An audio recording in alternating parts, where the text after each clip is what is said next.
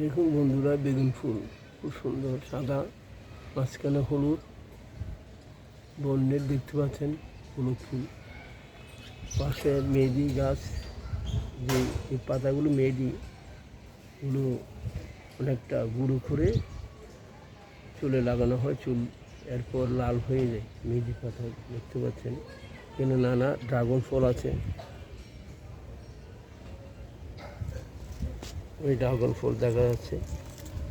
dragon আম গাছ, এখানে অনেক ধরনের